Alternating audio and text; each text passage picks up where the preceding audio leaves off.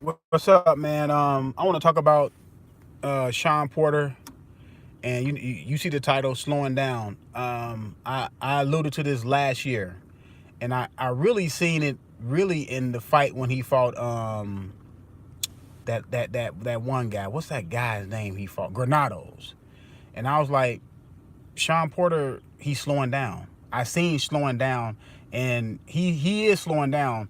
The reason why Shawn Porter is doing this out boxing thing and trying to box more, because he's trying to fight with more pace, or more of a slow down pace.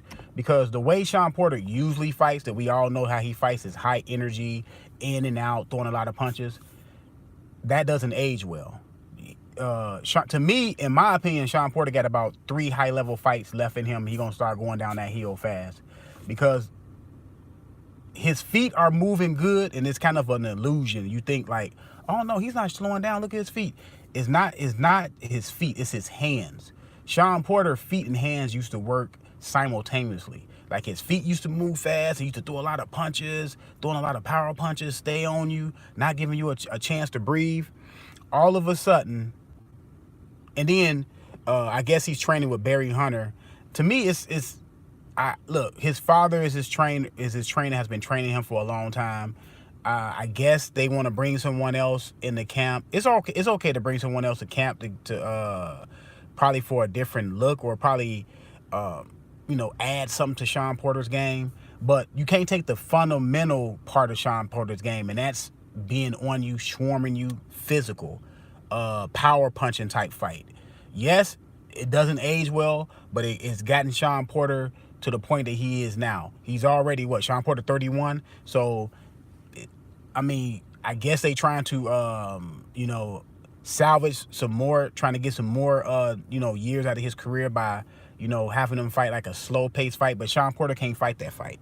Shawn Porter almost lost. I thought he lost the fight against Ugas, and on the judges' scorecard showed that he almost lost that fight. Officially, he almost lost that fight. Fighting in a style, in a way that Shawn Porter cannot beat Crawford fighting like that. He cannot beat Keith Thurman fighting like that. He cannot beat Earl Spence fighting like that. He just can't beat those guys fighting like that, in my opinion. I don't think he could. I don't think he could beat those guys fighting in that manner. Shawn Porter, to me, his greatest attribute, and what I say, and why I say Shawn Porter got a chance against all these fighters, is because he's physical, and you don't know where he's going to hit you at. He can use his head, he can use his shoulders, he can hit you on the hip, he can hit you wherever he hits you at, because he's like a tornado, and that really throws a lot of fighters off. If you're not ready to get in a physical fight, you know what I'm saying, with Shawn Porter, then most likely he's gonna beat you, or it's gonna be a long night. The only reason why his fight was so close with Keith Thurman, because he was physical with Keith Thurman. Had Keith Thurman all up against the ropes. He didn't even have it. He didn't have it. Ugas against the ropes. I don't think he had Ugas against the ropes one time. I don't think Shawn Porter had that man up against the ropes one time. Shawn Porter did not work to the body like he usually do. He didn't. Shawn Porter didn't fight on the inside like he usually do. Just didn't do it. He was doing this old outboxing thing. Now, if that's a product of him training with Barry Hunter, I think that's a mistake. You know what I'm saying? I see what they trying to do, and saying like, man, his father probably said, hey Shawn, you can't no longer fight like that. You're taking too many punches, because the style that he fights in, he takes a lot of punches. Because if you're gonna throw a lot of punches and you're gonna fight on the inside, you're gonna take some punches. So they probably say, hey, we need to try to do something different, try to implement some different things, some different fighting styles, have you box more. But Shawn Porter's not going to be successful doing that. He almost, like I said, he almost lost officially yesterday. So, yes, I think Shawn Porter is slowing down, man. I've been seeing it for a little while. I've been seeing it. The last time, like I said, Shawn Porter, I saw the real Shawn Porter is when he fought Keith Thurman. That was the last. I mean, yeah, he fought Berto, but yeah, he got physical with Berto. You know what I'm saying? When Berto was on the ropes, that's not Berto of old. That was the Berto to me that was done. He fought Granados, and that fight right there showed me that Shawn Porter is slowing down, and he missed weight. Now that was the first time that he missed weight. I seen a video with Kenny Porter was talking. He said out of all his amateur fights and out of all his professional fights, that's the first time Shawn Porter missed weight. So I don't know, man. Did they take Ugas lightly? Probably so. You know what I'm saying? They probably took him a little lightly, but that's no reason to lose weight. I mean, to miss weight on the weight scale. So, like I said, man, I think Shawn Porter, either he's slowing down or Shawn Porter is growing out of this welterweight division. You know what I'm saying? But my thing is this: these fighters need to start. The top fighters need to start fighting each other, because there's no guarantees in boxing that these guys are going to be undefeated or not going to lose have a bad loss and derail a fight. To me, they might as well just come out with a tournament. They might as well just have a welterweight tournament. And to me, it'll cure all this who's ducking who got the biggest whatever money, or who's the A side. None of these guys are the A side. None of these guys, not Crawford, not Spence, not Porter, not Keith Thurman. None of these guys are the A side, because they're not fighting each other. They're not.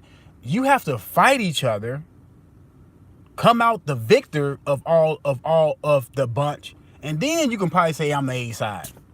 But right now, none of y'all guys are the quote unquote A side. I don't care about the A side shit anyway. I'm just talking about the people that's talking about the A side, like people that like Shawn Porter say, oh, Shawn Porter the A side. People that like Keith Thurman say Keith Thurman's the A side. People that like Crawford say Crawford's the A side. People like Earl say Earl's the A. None of these guys are the A side, because these guys are not fighting each other. Fight each other, come out on top, and then we can say, okay, if you want to say you the A side, I can't argue with you. What's up, man? What's up? But like I said, Shawn Porter, he only got about 3 high-level fights left, man. I'm telling you, with the style that Shawn Porter has already taken the punishment. Because look, Shawn Porter cuts easy now.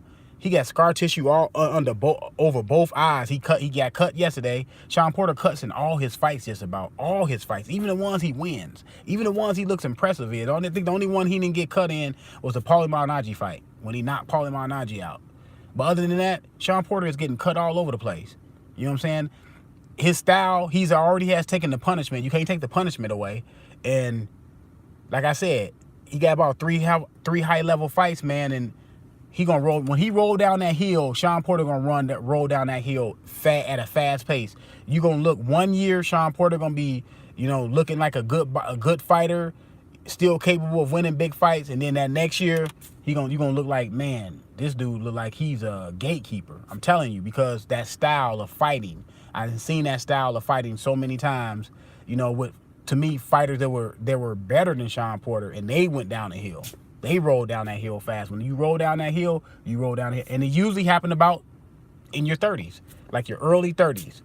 In about 29, 30, you start seeing signs. By 31, 32, you start rolling down that hill. So Shawn Porter, he said he said he's flying to Dallas, and he gonna be there for that Spence Garcia fight. He said he's gonna fight the winner of Spence Garcia. He expects Spence to win, so he gonna fight. So he said he's gonna fight Spence.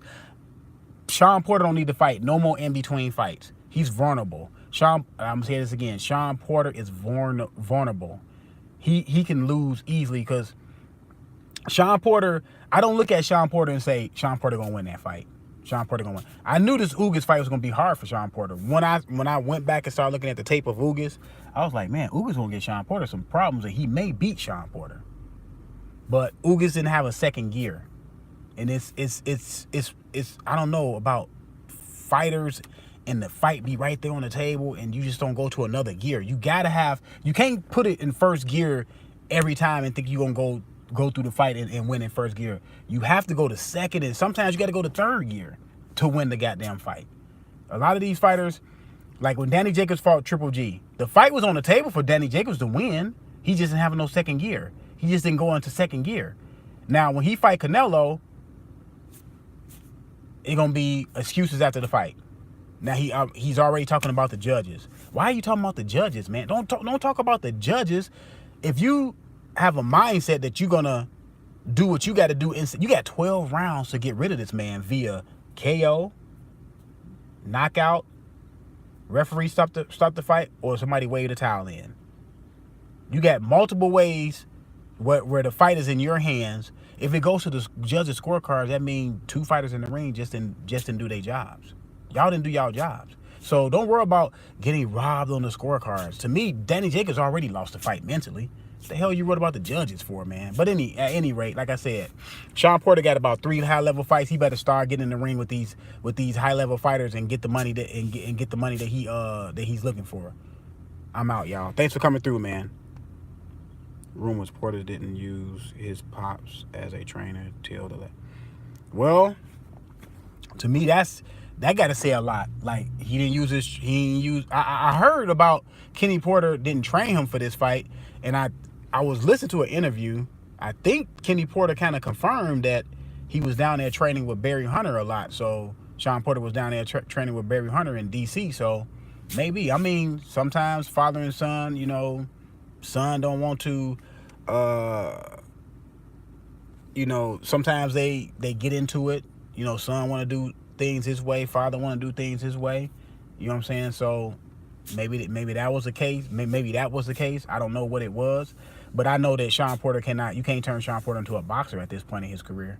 Shawn Porter got to be what he is. He got to go out on his shield being what he is, and that's a brawler, swarmer, tornado type fighter, all on you, all action, power punching, physical fight. That's the only way Shawn Porter can have a chance to beat the top welterweights.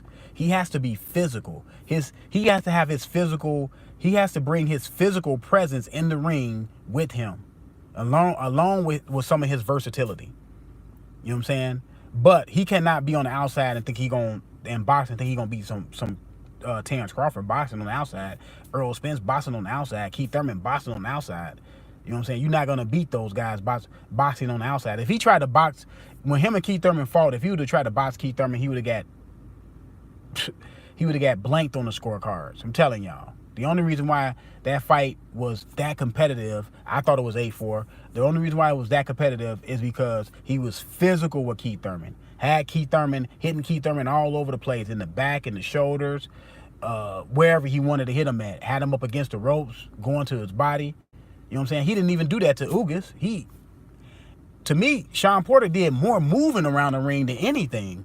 Like, shoot, he almost left the fight on the table officially. I thought he lost by a couple rounds, but it was a close fight. I know people saying robbery. It wasn't a robbery, man. Let's stop.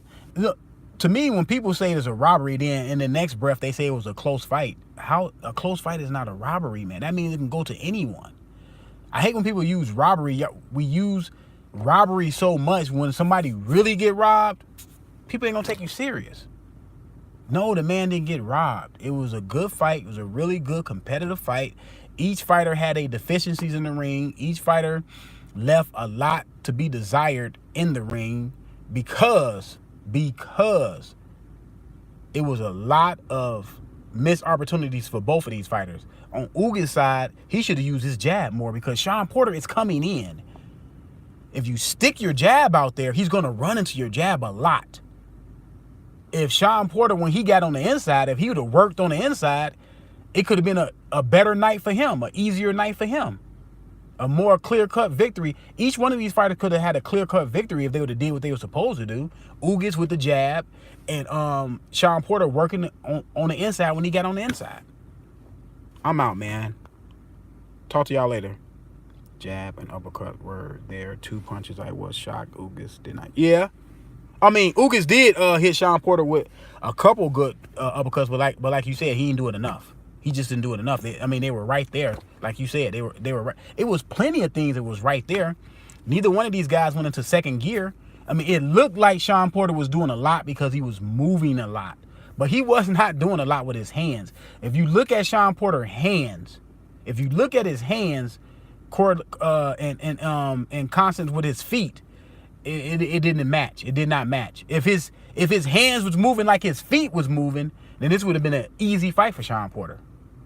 But like I said, man, you can't change the stripes, man, on Shawn Porter. Shawn Porter got to be who he is, and that's, like I said, a brawler, swarmer. I'm out, y'all. Thanks for coming through, y'all. I'm out.